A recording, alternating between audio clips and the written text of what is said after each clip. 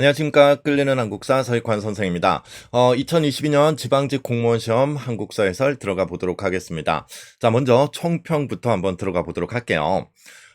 먼저 난이도적인 측면부터 살펴보도록 하겠습니다. 난이도 같은 경우는 어쨌든 비교 대상이 2021년 지방직 문제가 될 텐데요. 이 지방직 문제보다는 한 두 문제 정도가 좀 까다롭지 않았나 싶습니다. 자, 그리고 문제 구성을 살펴보면 최근 트렌드죠. 전근대사가 13문제, 그다음에 근현대사가 이제 7문제로 구성되어 있다. 그리고 또한 문제 유형에서 지방직 같은 경우는 상당히 사료가 많이 출제가 되는 경향성이 있다라는 것. 그래서 20문제 중에서 이렇게 살펴보면 사료나 자료가 거의 대부분이고요. 그다음에 이제 순서 문제 같은 경우는 단순하게 가나다라 뭐 이런 식으로 구성이 되어 있습니다. 특이할 만한 점은 선사시대가 없어요. 선사시대. 아니 우리가 공부할 때 있어서 맨 처음에 선사시대부터 엄청 많이 하는데 선사시대가 출제되지 않았다라는 특징이 있습니다. 저도 이제 뭐 앞으로 또 새 강좌를 찍지 않겠습니까? 그러면 선사시대는 좀 간단하게 하고 넘어갈 필요가 있다라는 생각을 해보고요. 그 다음에 이제 까다로운 문제 같은 경우는 이제 안중근과 관련된 문제가 조금 있었고요. 그 다음 하나가 더 있었는데 그건 문제 설명하면서 말씀드리도록 하겠습니다. 그런데 이것도 뭐 본문에서 말씀드리겠지만 안중근 문제와 관련되어서는요. 아이 뭐 커뮤니티나 이런 데서 만국공법 뭐 이렇게 얘기를 하는데 그게 핵심이 아니에요. "나는 의병장이다. 그리고 나는 뭐다 전쟁 포로다."라는 거예요. 안중근 의사가 하얼빈에서 이토 히로부미를 저격하잖아요. 그때 당시 하얼빈이 누가 통치하는 공간이었습니까? 소련이었단 말이에요, 소련. 그래서 어떻게 보면 일부러 하얼빈에서 그 이토 히로부미를 저격했는데 당연한 거예요. 이거는 살인이 아니다라는 거예요. 나는 군인이고 또한 나는 전쟁 포로다. 그러니까 정당한 액션이었다. 이게 핵심이지. 어디서 그냥 만국공법 에이 뭐 말도 안 됩니다. 네. 그건 또 본문에서 말씀드리도록 하겠습니다. 그리고 이제 총평에서 제가 제일 말씀드리고 싶은 건요. 트렌드가 바뀌었습니다. 여러분들 제가 옳았습니다. 제가 이제 필기노트 가지고 단권화 시켰잖아요. 여러분들 필기노트 다 뒤져 보세요. 다 나오잖아요. 그래서 가끔 이제 모르겠어요. 뭐 저도 이제 조교한테 얘기 듣고 이렇게 보면 기본서 뭐 어쩌고 저쩌고 뭐 이렇게 얘기를 하는데 그 말 듣지 마세요. 여러분들. 그 뭐 장난하는 것도 아니고 언제 1000쪽짜리를 봅니까? 그냥 120쪽짜리도 힘들어 죽겠는데. 그래서 트렌드가 변한 만큼 한국사 공부 방법도 바뀌어야 되지 않겠습니까? 언제까지 친구 말만 듣고 언제까지 뭐 작업질하는 이런 커뮤니티 말만 듣고 그건 말도 안 되죠. 그래서 이젠 트렌드가 바뀌었기 때문에 오히려 조금 압축적으로 단권화시킬 필요성이 있다. 이게 가장 중요한 향후 공부법이 되지 않을까 싶습니다. 자, 그래서 이제 뭐 전반적으로 합격권이라고 볼 수 있겠죠. 그러면 90 이상은 맞아줘야 되는 시험이 아니었나 생각이 듭니다. 최근 트렌드가 그냥 평이하게 출제가 되고 있다. 그리고 엄청난 사이드에서 문제가 출제되진 않고 있으니까 특히나 이제 만일 2022년 지방직 한국 그 공무원을 그냥 한번 경험상 봤다. 아니면 뭐 좀 잘 안 됐다. 그럼 앞으로도 또 공부를 해 나가야 되지 않겠습니까? 바뀐 트렌드에 적응하셔야 돼요. 괜히 이 코어를 잡지 못하고 기본을 잡지 못하고 망망대해 떠다니는 그런 사이드 잡다가 인생 망해요. 그렇기 때문에 절대로 그쪽으로 가지 마세요. 그리고 어려운 강의 절대 듣지 마십시오. 뭐 물론 뭐 제가 이제 에듀윌에서 한국사 강의를 하고 있잖아요.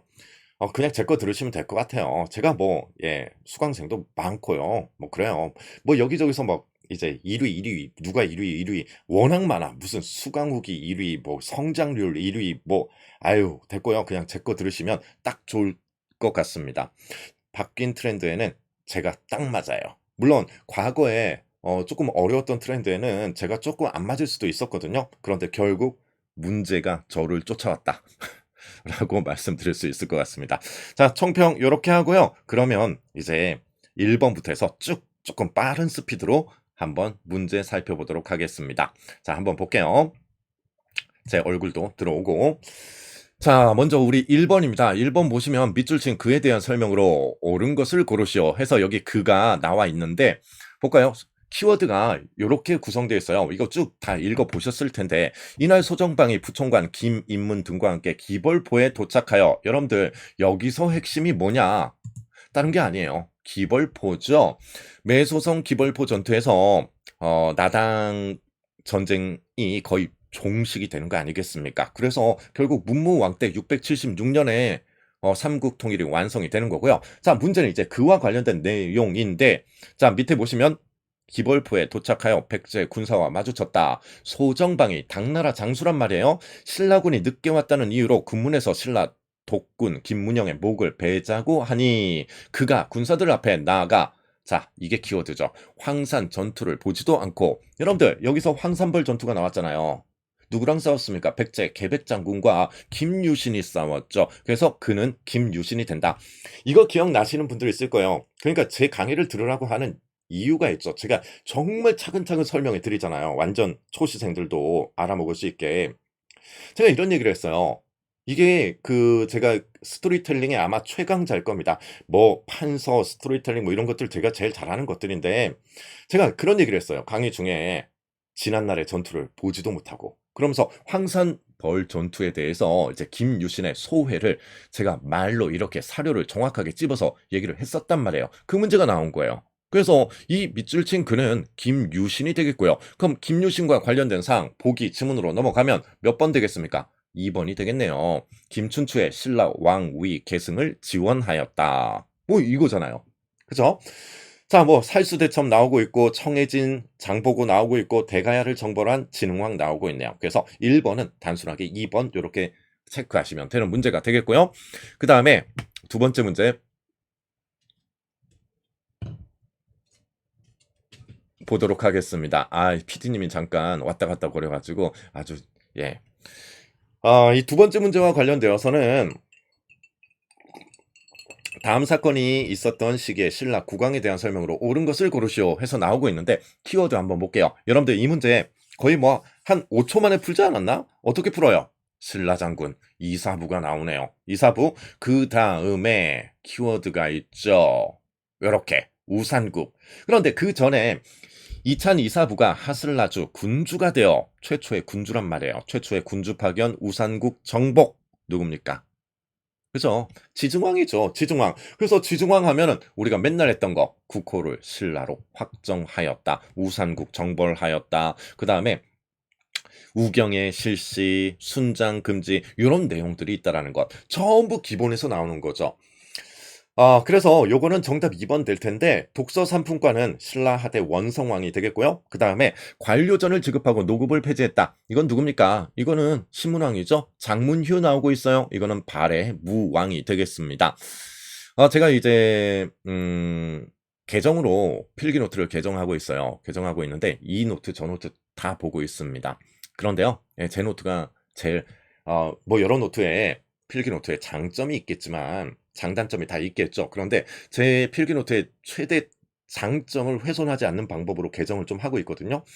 그래서 제가 추구하는 게 있어요. 한 면에 모든 내용이 다 들어와야 돼요. 한 주제, 한 면에. 그래서 어 여전히 유지하고자 애를 먹고 있습니다. 네. 약간 빠지는 것도 있고 약간 추가되는 거 있고 기존에 갖고 계신 분들은요. 계속 이어서 활용하셔도 좋을 것 같습니다. 그리고 뭐 에듀윌 안에서는 제 노트를 따라올 노트가 없네요. 아니 뭐 우리나라에서도 몇 개 없고요. 네. 아유, 네. 그래서 이 2번 같은 경우는 거의 5초짜리 문제가 된다라는 것 이렇게 보시면 되겠고요. 그 다음에 3번 보도록 하겠습니다. 밑줄 친 이 나라에 대한 설명으로 옳은 것을 고르시오. 자, 이 나라에서 귀하게 여기는 것에는 태백산의 토끼, 다시마, 된장, 사슴 쭉 나오고 있어요. 그런데 우리 여기서 어느 쪽에서 키워드가 나와야 돼요? 요쪽이죠, 이거. 솔빈부의 말. 이걸로 끝나죠. 그래서 이 나라는 뭐다? 솔빈부의 말이 특산물인 발해가 된다라는 것. 그 다음에 밑에 사료를 보면 이 나라 땅은 영주의 동쪽 이천리에 있으며 남쪽으로는 어디와 접해 있다? 아니 신라와 접해 있다. 그래서 남북국 시대를 얘기하죠. 이거는 기출 사료예요. 기출에서 우리가 풀었던 사료가 되겠습니다. 그래서 밑줄 친 나라는 발해가 되겠고요. 그럼 발해하면은 9세기 선왕 때 오경 15부 62주에 지방행정제도를 완비하였다. 요게 정답 되겠죠. 자, 1번부터 한번 봐볼까요? 중앙에 육좌평에 관제를 마련하였다. 이건 어디입니까? 상좌평, 육좌평, 상좌평 연결시키면 되겠죠. 네, 백제가 되겠고요. 그 다음에 구서당 십정 나오고 있어요. 네, 신문왕이죠. 우리 공부할 때 신문왕은 숫자 9로 하기로 했어요. 숫자 9. 그래서 구주, 오소경, 구서당 십정, 국화까지.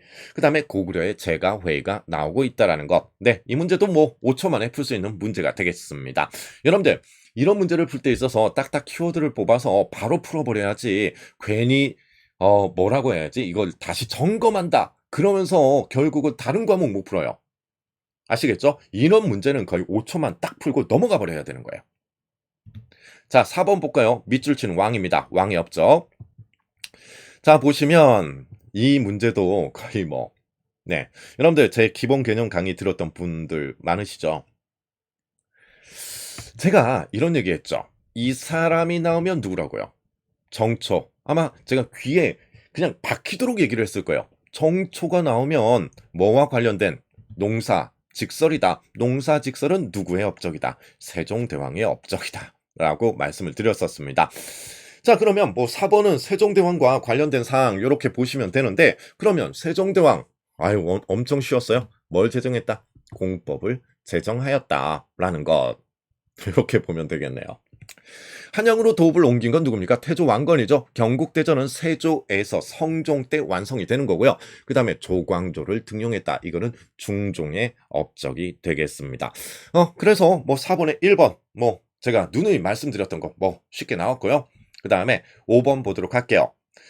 자, 이 5번 밑줄 친 이들인데 이거 뭐 틀리는 분들은 없었으리라 생각이 듭니다. 자, 여러분들 여기서 가장 중심이 되는 키워드가 뭡니까? 요거 아니에요. 요거요. 어머니가 첩이라는 이유로. 어머니가 첩이라는 이유로. 그럼 뭐예요? 정답은 서얼이 되겠죠. 서얼. 그래서 이 서얼과 관련된 사항을 먼저 말씀드리면 서울들은 기본적으로 문과의 응시가 금지돼 있잖아요. 그렇죠? 문과의 응시가 금지되었는데 조선 후기에 신분제도의 동요로 인해서 이들이 서울의 꼬리표를 떼고 그러니까 이제 양반으로 신분을 세탁하고 과거에 응시를 했었습니다. 그럼에도 불구하고 어디에 발령이 났다. 이런 과거에 합격했음에도 불구하고 교서관, 인쇄소에 발령이 났다라고 말씀드렸죠. 그러면 이 서울은 언제 신분이 완벽하게 상승이 되었는가? 자, 예전에는 이런 거였어요. 조선 후기 신분제 동료와 관련되어서 서울인데 공명첩을 그 다음에 뭐 기부금을 내, 납속. 이거를 통해서 양반으로 신분 세탁하고 과거에 응시를 했다면, 문과에 응시를 했다면 조선 철종 때는 완벽하게 서얼 자체만으로도 과거에 응시가 가능해졌다. 드디어 서얼 차별받지 않는 세상이 되었다. 이렇게 정리가 되겠고 그런데 같은 중간 계층이 있죠. 기술직 중인들이 있잖아요. 이 기술직 중인들은 어떠했습니까? 서울들이 철종 때에 신분 상승하는 걸 봤죠. 그러면서 대규모 소청 운동, 여기서 소청 운동은 상소 운동이죠. 이거를 전개했지만 어떻게 돼요?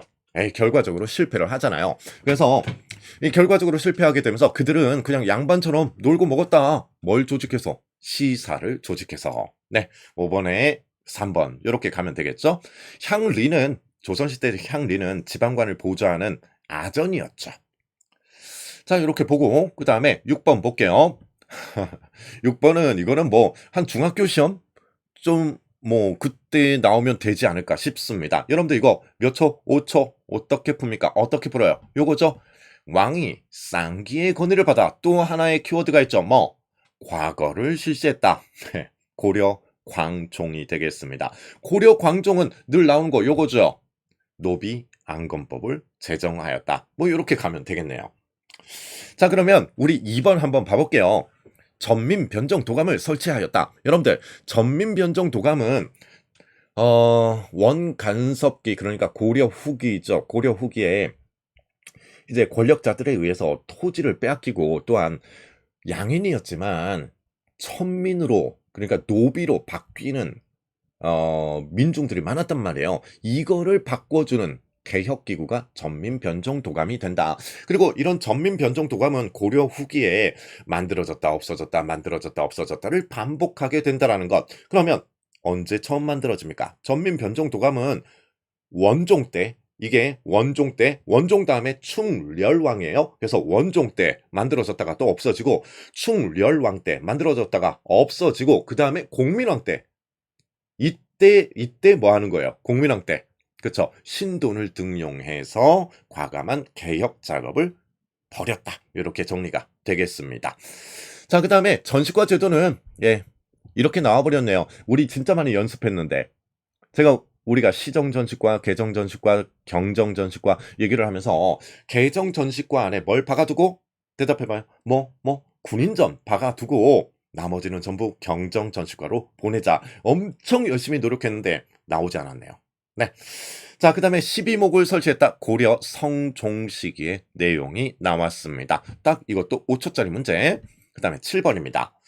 자, 여러분들, 이 7번 틀리시면 안 되는 건데, 왜 틀렸는지 모르겠습니다. 자, 보세요. 마산. 그러니까 다음 글은 어떤 사건이 일어났을 때 발표되었는가 해서 나오고 있는데, 키워드가 쭉쭉 나와 있어요. 마산, 서울, 기타 각지의 데모는, 보세요. 자, 데모가 일어났어요. 어디서? 여기 키워드. 마산이네요. 국민의 울분을 대신해서 관계한 학생들의 순수한 정의감의 발로이며 부정과 불의에는 언제나 항거하는 민족 정기의 표현이다. 자, 그 다음에 두 번째 보시면 합법적이고 평화적인 데모 학생에게 총탄과 폭력을 거림없이 남용하여 참극을 빚어낸 경찰은 해서 쭉 나오고 있죠. 여기에 가장 중심이 되는 키워드가 뭡니까? 이거예요, 이거. 대학 교수단의 선언문입니다. 여러분들, 교수단의 시국 선언문. 그 다음에 저 1번에 마산 보이죠? 마산 의거를 얘기하는 거예요. 마산 의거 고대 시위 전부 1960년 독재 정권에 항거했던 아시아 최초의 민주주의 혁명 4.19 혁명과 관련이 있죠. 이거고요. 그러면 5.18 민주화 운동은 신군부에 대한 반발이잖아요. 12.6 사태 이후에, 박정희 피살 사태 이후에 1979년 12.12 사태로 전두환, 노태우가 권력을 잡잖아요. 그렇죠? 그러면서 계엄령을 선포합니다. 계엄령을 5월 17일 날 전국적으로 확대시켜요. 이 전국 확대에 반발하면서 광주에서 민주화 운동이 전개되었다라는 것. 그리고 하나 알아두세요. 이 5.18 민주화 운동에서는 키워드가 이렇게 나와요. 계엄군, 맞서서 싸운 시민군, 계엄군, 시민군. 이게 키워드예요. 그 다음에 6.3 시위는 1962년에 박정희 정권이죠. 그때 한일회담이 시작이 되죠. 굴욕적이었습니다. 아니, 국교를 정상화하는 건 둘째치고 협상을 잘해야 되지 않겠습니까? 협상을 잘 못했다라는 거예요. 왜? 사과, 배상, 정당한 배상 없었잖아요. 그래서 이게 뭔 이상한 짓거리냐라고 얘기를 하면서 1964년에 굴욕적인 한일 회담에 반발해서 일어난 시위를 6.3 시위 혹은 6.3 항쟁이라고 얘기를 하죠. 원래는 항쟁이에요. 뭔 시위야. 정부에 뭐 반발하면 다 시위야. 네. 뭐 그렇게 됐고요. 그 다음에 6.29 민주화 선언은 1987년 대통령 직선제와 관련된 6월 민주항쟁의 결과물이라고 보시면 되겠습니다. 자, 그래서 7번 문제는 이거 틀리면 조금 반성하셔야 됩니다. 마산 나와 있고 대학 교수의 시국 선언문이 있잖아요. 그러니까 제가 강의 중에 맨날 얘기하는 거 있잖아요. 아는 것과 푸는 것은 전혀 다른 일이에요. 가끔 이런 얘기를 해요. 아, 저는 사료가 약해서요. 아니요. 여러분들 정확히 파악하셔야죠. 사료가 약한 게 아니라 그냥 기본 개념이 약한 거예요. 기본 개념이 약한데 맨날 사료 약하다고 하니까 성적이 안 오르지. 사료가 약한 게 아니라 자료가 약한 게 아니라 기본이 안 돼 있으니까 자료 못 보는 거죠. 그래서 여러분들 나중에 이제 새롭게 공부하시는 분들이 이걸 보실 텐데 자료나 사료에서 해석이 안 되면 이쪽 파트를 내가 모르는구나를 생각해야 돼요. 그리고 단권화, 지금 트렌드 바뀌었어요. 단권화로 가셔야 돼요. 자, 7번에 1번 이렇게 보셨습니다. 그 다음에 볼까요? 8번. 자, 8번 보시면 이 시기에 있었던 사실로 옳은 것을 고르시오. 이 시기 불교 조각은 지역에 따라 다양하게 제작되었다. 처음에는 하남, 하사창동, 철조, 석가, 열애, 좌상과 같은 뭐가 만들어졌고 대형 철불. 또한 덩치가 큰 섣불이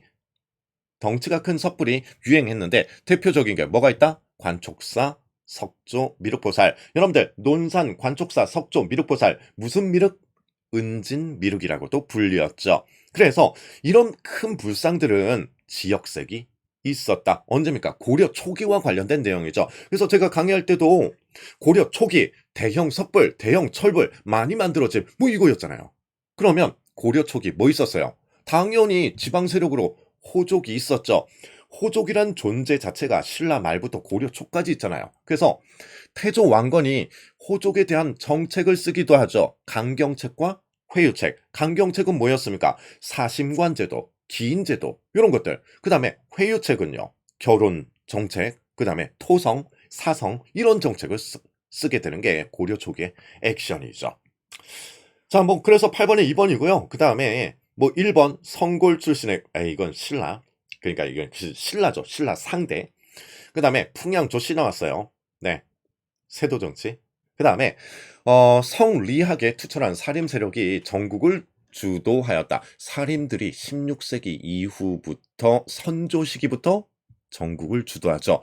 제가 강의 중에 이런 얘기도 했습니다. 여러분들 사림은 늘 싸우는 애들이다. 지들끼리도 싸운다라고 얘기했어요. 그죠? 그래서 16세기 선조 때 사림들이 중앙 정계를 장악하고 무슨 일이 벌어집니까? 싸우잖아요. 그래서 동인과 서인, 붕당 정치가 출현하게 된다라는 거. 네. 자, 8번에 2번 보셨고요. 그 다음에 9번 볼게요. 예, 역사서에 대한 설명으로 옳은 것. 뭐 기초적인 문제가 나왔어요. 김부식 당군 신화 없죠. 1년에 3궁 유사에 있죠. 이규보의 동명왕편은 고구려의 계승의식을 강조했다. 맞습니다. 이규보가 왜 동명왕편을 썼어요? 김부식 깔라고 썼잖아요. 김부식의 삼국사기와 이규보의 동명왕편은 전부 베이스가 되는 책이 있었다. 그 책이 구삼국사. 이 구삼국사가 베이스였는데 김부식은 신라인의 치중해서 이거를 분석을 한 것이고 이규보가 나중에 구삼국사를 내가 읽어봤다. 읽어봤는데 왜 김공은 여기서 김공은 김부식을 얘기하죠. 신라인에 치중돼서 역사를 썼냐. 잊혀질까 두려워 내가 쓴다라는 거. 그게 이규보의 동명왕편의 서문 아니겠습니까? 제가 강의 중에 이렇게 스토리텔링으로 말씀드리는 것들이 죄다 시험으로 나오는 거예요. 그래서 귀 쫑긋 세우고 들어오셔야 됩니다. 아시죠? 저만큼 잘하는 사람도 없어요. 스토리텔링. 자, 그 다음에 안정복의 동사 강목은 기사 본말체로 역사를 서술하였다. 아니, 강목 나왔는데 뭐. 그쵸? 그 다음에 유득공의 발해구는 남북국이라는 용어가 사용되었다. 맞습니다. 최초로 사용이 되었죠. 그래서 정답이 뭐뭐로 가면 돼요. 니은과 리을 이렇게 넘어가면 되겠죠.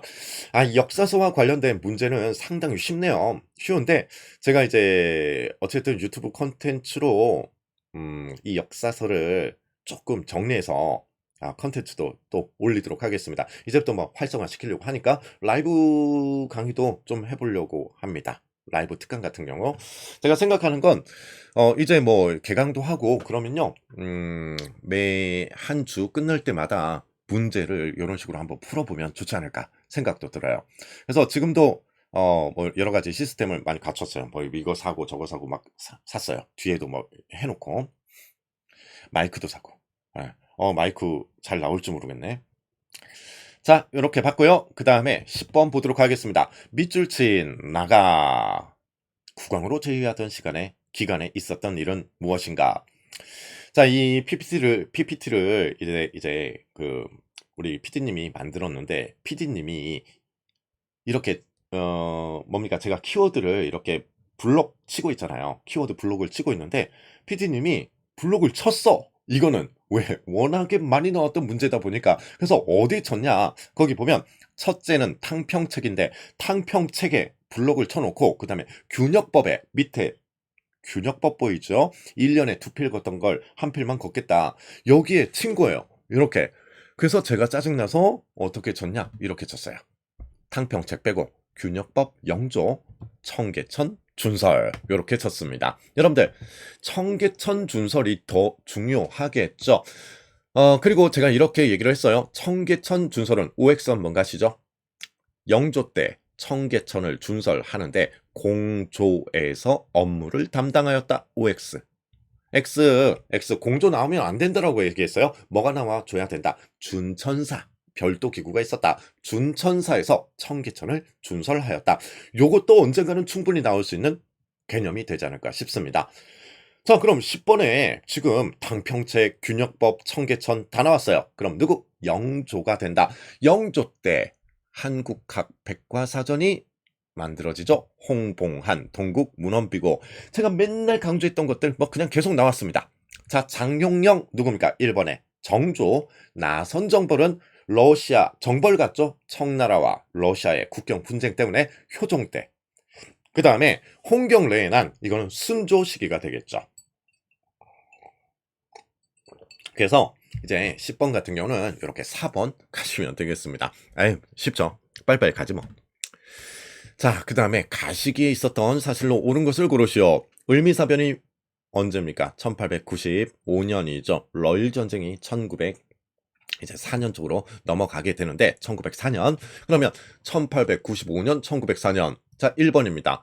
독립문이 건립되었다. 독립문은 독립협회의 활동이죠. 그러면 독립협회는 언제였습니까? 1896년부터 98년까지예요. 96, 98 맞네. 1번이 정답 되겠네요. 통관부는 뭐의 결과? 을사늑약. 1905년 을사늑약의 결과물이 되겠고요. 자, 그리고 또 나왔습니다. 제가 계속 강조했던 거, 이거 조심해라. 동양척식 주식회사는 우리가 흔히 토지조사사업, 일제강점기 1910년 토지조사사업과 연결되어서 문제가 많이 출제되는데, 이거는 분명하게 연도를 알아둬야 된다고 말씀드렸어요. 몇 년? 1908년이다. 1908년 나왔네요. 자, 그 다음에 임진왜란 때 소실된 경복궁이 중건되었다. 뭐 이건 흥선대원군의 업적이 되겠고요. 흥선대원군의 업적은 흥선대원군의 그 섭정 기간은 6373, 1863, 1873. 뭐 우리 다 했던 거. 그래서 1번. 그 다음에 12번 볼까요? 밑줄 치는 왕의 재위 기간에 있었던 일로 옳은 것을 고르시오. 자, 여러분들 이게 어렵습니까? 이건 뭐 아무것도 아닌데 왕이 어릴 때 이름은 모, 니, 노이며 어떻게 알아 이거를. 그런데 우리 이거 알아요? 자, 신돈의 여종 반야. 제가 공민왕을 1시간 동안 강의를 했죠. 개념 시간에. 그때 제가 이 얘기했잖아요. 아니 공민왕이 노국공주가 죽은 다음부터 개판이 되었다. 하루는 신돈네 집에 갔는데 비첩이 있었다. 숨겨둔 첩 반야였다. 그래서 이렇게 돼가지고 애를 낳았다 라는 거예요. 그가 누가 된다? 공민왕 다음에 우왕이 된다라고 말씀드렸습니다. 그러면 이 사료는 뭐냐? 지금 보면 하나 더 있죠. 자, 공민왕이 자신의 아들이라고 칭했다. 공민왕의 아들 우왕이 되는 거예요. 그런데 지금은 약간 누명을 씌우고 있는 거예요. 조선 건국자들이 누명을 씌우고 있는 거죠. 공민왕의 아들이 아니라는 거예요. 공민왕의 아들이 아니다. 그래서 이런 표현을 쓰죠. 조선을 건국한 이 공신 세력들은 이런 표현을 씁니다. 우왕을 가짜다. 우왕과 창왕은 가짜이다. 신돈의 자식들이다. 그래서 신우, 신창이라고 얘기하죠. 조선 건국의 명분이 되는 폐가 입진, 가짜를 없애고 진짜를 옹립하겠다라는 게 나타나는 거죠. 그래서 신돈, 공민왕, 그의 아들 우왕. 자, 그러면 여러분들 기억나십니까? 우왕 하면은 키워드가 뭐 있다고요? 키워드 우왕 하면은 외구의 침입이 있죠. 우왕은 그냥 외구의 침입 아니겠습니까? 외구의 침입. 자, 외구의 침입 또 있고, 그 다음에 우왕 때 어디 가요? 최영과 우왕이 요동 정벌을 단행하려고 했죠. 그러면서 누구를 보냈습니까? 이성계를 보냈잖아요. 그래서 이성계가 AC 하면서 위화도에서 빽해버린 거 아니에요. 위화도 회군 역시도 우왕 때 일어난다. 그래서 이성계의 등이 어떻게 했습니까? 우왕과 창왕을 폐위시켰죠. 폐가 입진. 그래서 공양왕을 옹립하게 된다는 것. 자, 뭐 이것도 제가 스토리텔링으로 다 말씀드렸던 그 부분이네요. 그 다음에 1번 볼게요. 그러면 이종무 나왔어요. 대마도 정벌 세종대왕. 삼별초 몽골과의 항쟁기 1170년이죠. 쌍성 총관부를 공격해 철령 이북 지역을 수복하였다. 공민왕의 대표적인 업적이 되겠습니다. 네. 자, 오랜만에 재밌는 사료 나왔네요. 그 다음에 13번 볼게요. 이건 그냥 다 던져줬어. 아니, 뭐 보여요, 지금? 조선, 물산. 끝났네요. 물산 장려 운동은 회사령이 폐지가 되고, 일본의 관세, 철폐, 움직임 속에서 평양에서 조만식 등 민족주의 계열들을 중심으로 해서 일어난 일종의 국산품 애용 운동이다. 허나 누구의 격렬한 비판을 받았다. 사회주의 세력의 비판을 받았다. 제가 이런 말씀을 드렸었습니다. 자, 그래서 1번 볼게요. 이게 물산 장려 운동인데 가뭄과 홍수로 인해 중단되었다.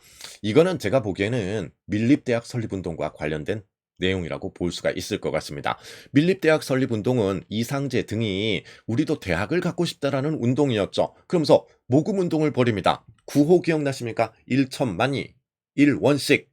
그런데 기축년 홍수로 모금운동이 안 됐다라고 말씀드렸어요.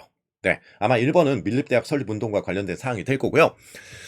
그 다음에 2번 조선총독부의 회사령에 맞서기 위해 전개되었다. 아니요.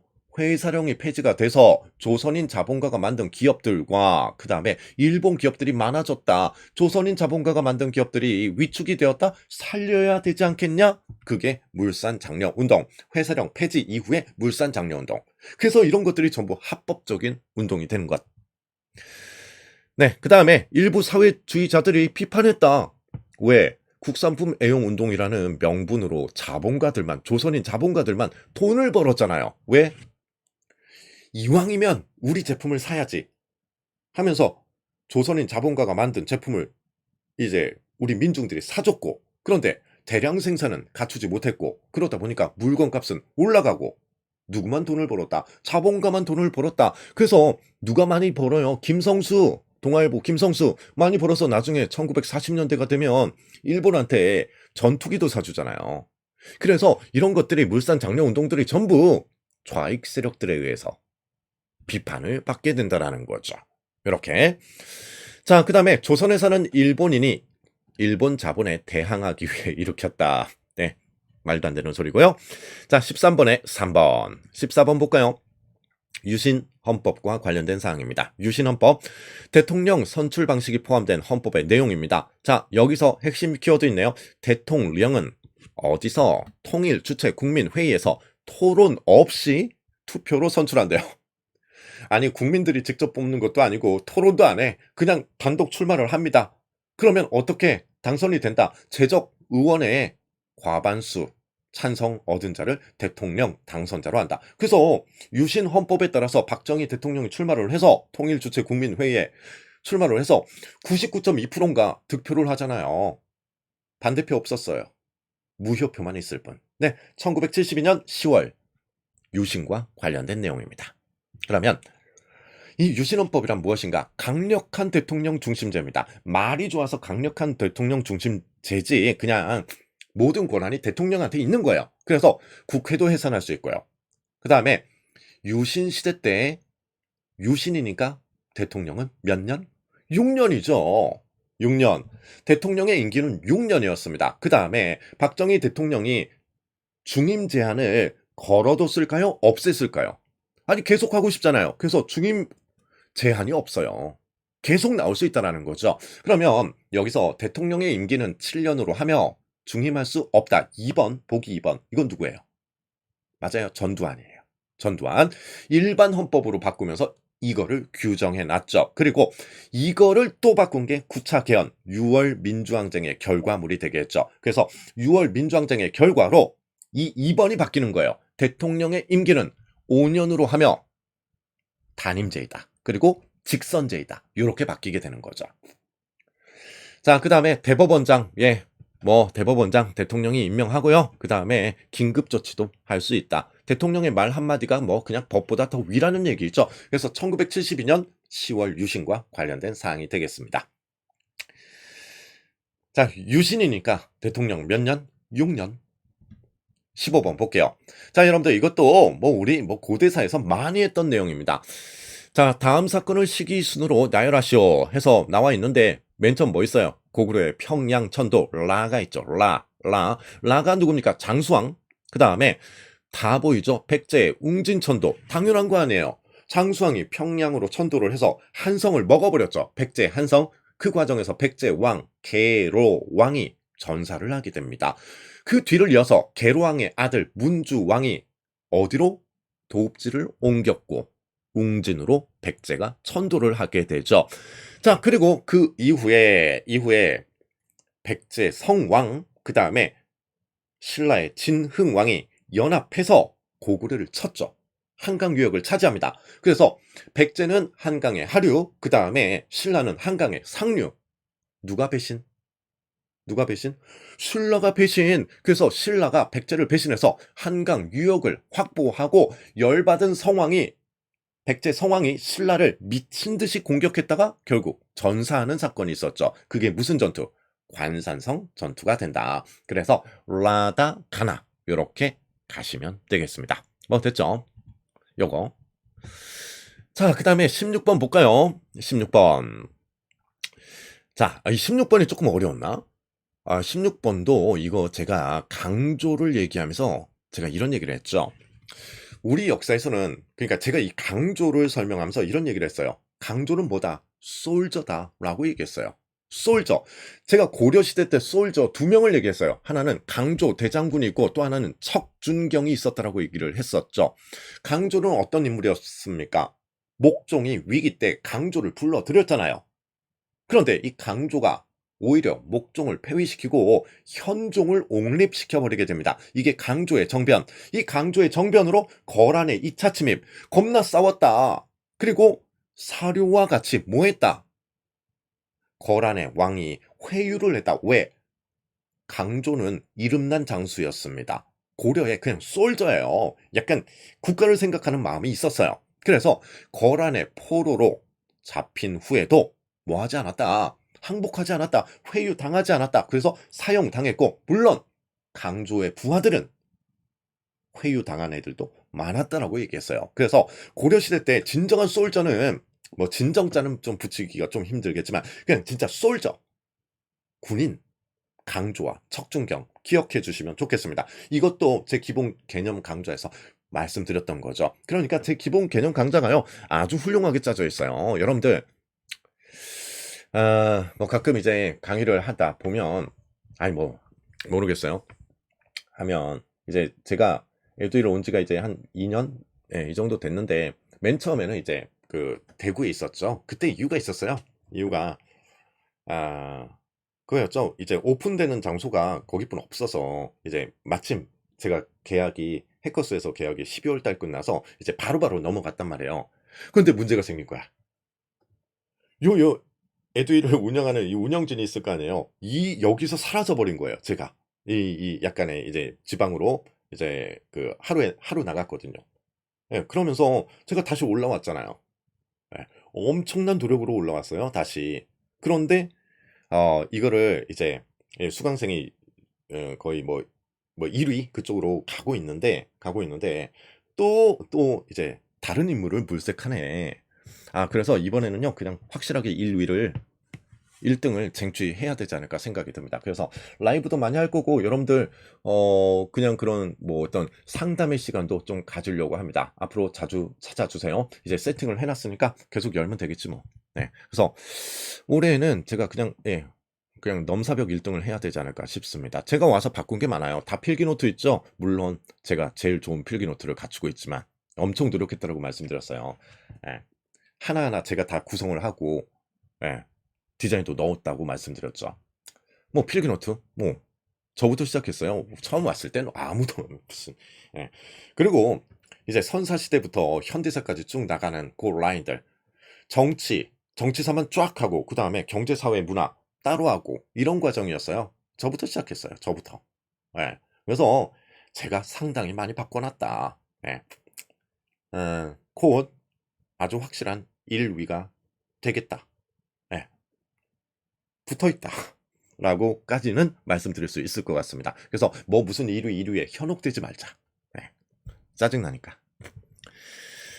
자, 그러면 이게 제가 이제 강조와 관련된 그 사료, 그러니까 강조를 설명하면서 이제 말씀드렸던 사료가 정확히 나왔어요. 정확히 나왔는데 그럼 키워드 잠깐 볼까요? 거란군의 포로가 되었다. 허나 회유당하지 않았다. 거란의 2차 침입과 관련된 사항이 되겠습니다. 그럼 그는 강조가 되겠는데 고려의 솔저 뭡니까? 목종을 폐위하고 현종을 옹립했다. 이거를 우리는 강조의 정변이라고 얘기를 하죠.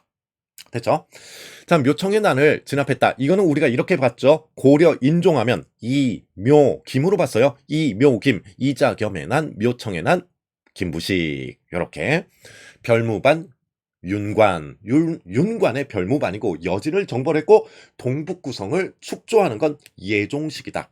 자, 숙종 예종 별무반은 숙종 동북구성의 축조는 예종 나눠야 된다고 얘기했어요. 자, 그 다음에, 4번은, 보기 4번은 강동육주 나왔네요. 거란의 1차 침입, 서희의 외교 담판이 되겠습니다. 서희, 우리 할아버지. 예. 자, 16번, 이렇게 보셨고요. 그 다음에 17번 볼까요? 밑줄 친 저. 이것도 또 제가, 그러니까 뭐, 그러니까 유튜브로 하니까 이런 매력이 있네. 자랑을 마음껏 할 수 있네. 그동안에 약간의 좀 부끄러워했던. 기억나시죠? 제가 제 필기 노트를 들면서 이는 제가 쓴 게 아니라 성현의 가르침입니다. 라고 얘기했던 기억 있으십니까? 기본 개념을 들으신 분들은 다 알 겁니다. 그거네요. 네. 그래서 그 사료가 나온 거예요. 성악 집요와 관련된 내용. 네, 맞습니다. 그 사람 성악 집요 누굽니까? 율곡 이가 되겠죠. 구도 장원공. 자, 그러면 율곡 이와 관련된 사항 1번 보세요. 예안 향약을 만들었다. 먼저 성학지묘가 뭐예요? 성학이 군주의 학문이죠. 이황 같은 경우는 그냥 학문을 연구하고 싶어 했던 사람이에요. 안동으로 건너가서. 그래서 성학 10도를 짓죠. 성학 10도. 10개의 도식을 따라 하시면 왕 스스로 자습할 수 있습니다. 율곡이인은 성향이 달랐다. 내가 강의를 해야 된다. 내가 강의를 하기 위해서는 교재가 필요하죠. 그 교재가 뭐다? 성악, 집요. 요렇게. 그래서 율곡이. 자, 보기 1번 보세요. 예안, 향약. 문제 푸시면서 저 생각 안 났어요? 났겠죠? 네. 예안, 향약이 누굽니까? 퇴계, 이황. 우리 엄청 많이 했었죠. 적중률이 상당히 높다. 이제 제 강의에 한국사의 트렌드가 쫓아온 거예요. 오, 이렇게 매칭이 돼버리네. 자, 그 다음에 2번 동호문답을 저술하였다. 맞네요. 율곡 이의와 관련된 사항. 그 다음에 백운동서원 누굽니까? 백운동서원은 중종 때 풍기군수 주세붕. 명종시기 때 이황의 건의로 사액받아서 소수서원으로 바뀌게 되는 것. 그 다음에 왕자의 난 때 죽임을 당하였다. 왕자의 난 때 죽임을 당한 사람이 가장 대표적인 게 정도전이 있죠. 네. 자, 성악집요와 관련된 율곡이 문제였습니다. 18번 볼까요? 자, 18번 볼까요? 밑줄 친 남이다. 여러분들 이게 이제 안중근 의사와 관련된 문제가 되겠습니다. 볼게요. 오늘날 사람은 모두 법에 의하여 생활하고 있는데 실제로 사람을 죽인 자가 벌을 받지 않고 생존할 도리는 없는 것이다. 나는 한국의 의병이며 지금 적군의 나는 한국의 의병이다. 지금 적군의 포로가 되어 와 있으므로 마땅히 만국공법에 의해 처단되어야 할 것이다. 제가 서두에 총평할 때 말씀드렸어요. 아니 이거를 왜 만국공법으로 가냐고요. 그걸 무의미한 거예요. 몰라도 되는 거예요. 뭡니까 지금 나는 한국의 의병이고 지금 뭐 해 있다. 적군의 포로로 붙잡혀 있다라는 거예요. 그래서 보기 지문 나오고 있습니다. 보기 지문 보세요. 기억 일본에서 순국하였다. 한인애국단 소속이었다. 아니잖아요. 자, 한인애국단 적어도 아니죠. 니은 땡. 한인애국단은 이봉창, 윤봉길 의사 있지 않습니까? 일본에서 이봉창 의사 잡히고요. 그 다음에 디귿 동양평화론 안중근 의사 연해주에서 항일투쟁을 하죠. 네, 그래서 이게 지금 보면 아마 이제 나중에도 계속 만국공법 될 거예요. 여러분들 만국공법이 별것도 아니에요. 근대식 법률 체계일 뿐이에요. 그런데 순간 이렇게 봤더니 뭐 만국공법을 거리고 있어요? 전혀 논지가 아니에요.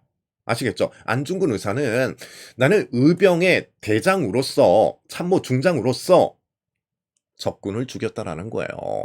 나는 군인이다. 그러면서 어디서 죽였어요? 하얼빈에서 죽인 거 아니겠습니까? 그래서 여기에 핵심은요.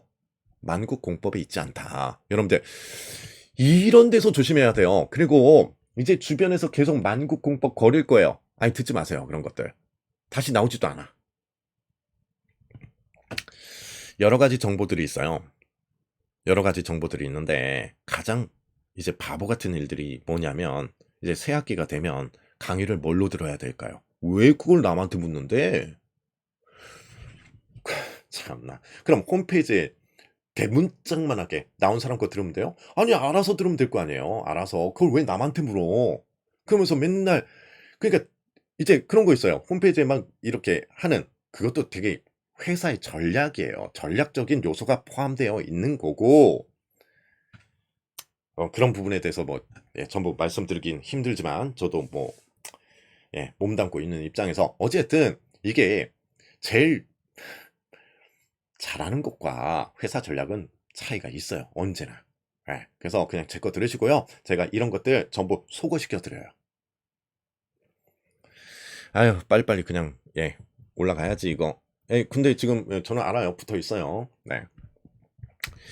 자, 그래서 이거의 핵심은 이거는 제가 이제 그 안중근 의사와 관련되어서 정답이 디귿과 그러니까 적군의 포로 나오고 있고요. 디귿과 리을이 될 텐데 여기는 제가 설명보다는요. 앞으로 어떻게 공부를 해야 될지 만국공법 이런 게 출제가 되는 게 아니다. 이건 일회성이다. 절대로 이런 데 들어가면 안 돼요. 다음 공부에서도요. 아시겠죠? 네. 자, 뭐 18번 문제 뭐 약간 어려웠을까? 그런데 이것도 기억, 니은, 디귿, 리을 이렇게 보기 지문으로 나와 가지고 충분히 속어만으로도 풀 수 있는 문제가 아니었나 싶습니다. 그죠? 아니 죽어도 한국의 의병이라는데 한인 애국단은 아닐 거 아니에요. 나는 한인 애국단이면 한인 애국단이라고 얘기를 하지. 자, 디귿 리얼이고요. 그 다음에 19번 보도록 하겠습니다. 자, 이것도 정확했습니다. 제가 이런 얘기를 했습니다. 1948년 8월 15일 대한민국 정부가 수립되자마자 1948년 9월 8월 15일 날 대한민국 정부의 수립 9월 달에 반민족 행위 처벌법이 제정되었다. 그리고 언제? 1948년 9월 달 반민족 행위 처벌법, 그다음에 1949년 6월 달에 농지 개혁법이 제정되었다라고 말씀드렸죠. 그 문제 나온 거 아니에요. 이거. 그래서 정답 몇 번입니까? 자, 보세요. 일본 정부와 통모하여 한일 합병에 적극 협력한 자 나오고 있습니다. 반민족 행위 처벌법이죠. 그래서 몇 번? 2번. 이 법률은 농지 개혁법 제정된 후 제정되었다. 아니죠. 우리 엄청 훈련했던 거. 이 문제 풀었을 때 제 생각 많이 났을 겁니다. 하면서 이렇게 풀었을걸? 그죠?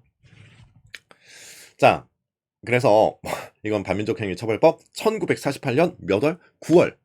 1948년 9월. 농지 개혁법은 뭐라고요? 1949년 6월. 실시는 50년. 이렇게만 딱 고정, 정리.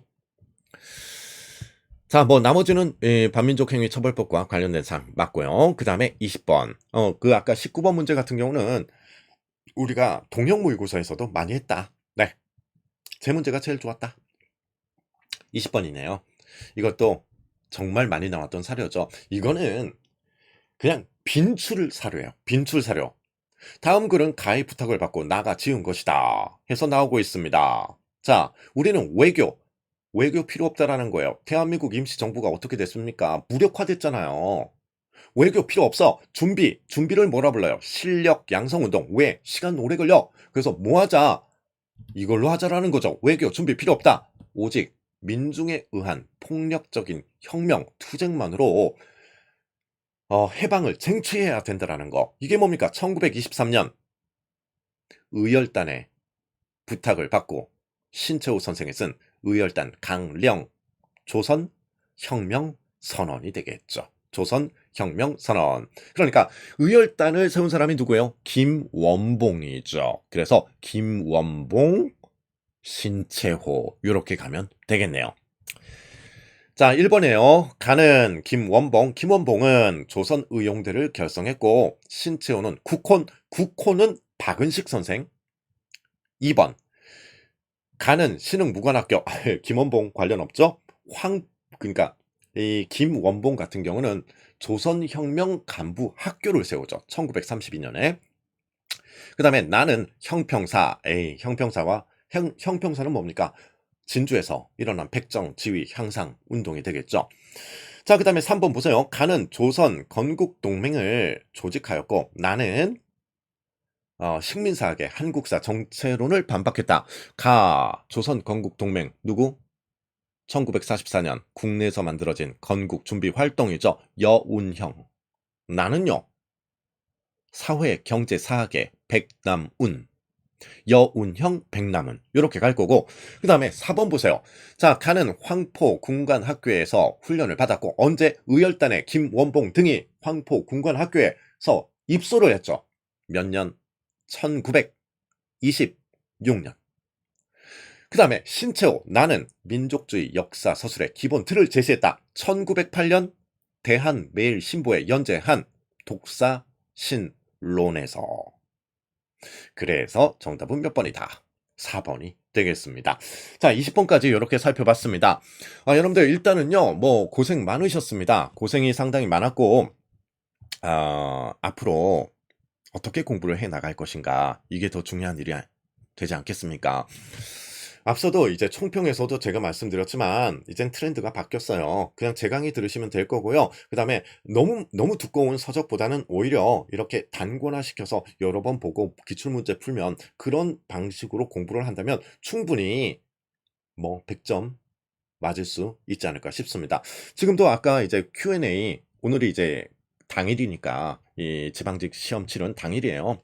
세팅하느라고 조금 늦어졌는데, Q&A 뭐 이렇게 봤더니요. 이제 뭐 100점 맞았다, 100점 맞았다가 상당히 많더라고요. 여러분들 95에서 100점 정도 맞을 수 있는 문제가 출제되고 있다. 그래서 그런 지금 한국사 트렌드와 제일 맞는 선생은 저다라는 거. 그래서 앞으로도 에듀일에서 그냥 제 강의 위주로 들으셨으면 좋겠습니다. 예, 단언컨대 제가 1위입니다. 저는 또 다른 컨텐츠에서 만나 뵙도록 하겠습니다. 여러분들 고생 많으셨고요. 그리고 앞으로 또 내년 시험을 준비하는 분들이 있죠. 우리 또 같이 열심히 해봤으면 좋겠습니다. 이제는 되게 유튜브 컨텐츠를 많이 활용을 하고자 합니다. 그래서 라이브 같은 경우도요. 제가 많이 할게요. 그러면 이제 질문도 주시고 하면서 같이 해서 내년 시험에도 또 100점 맞을 수 있도록 같이 노력해 봤으면 좋겠습니다. 우리 다른 컨텐츠에서 만나 뵙도록 하겠습니다. 여러분들 감사합니다.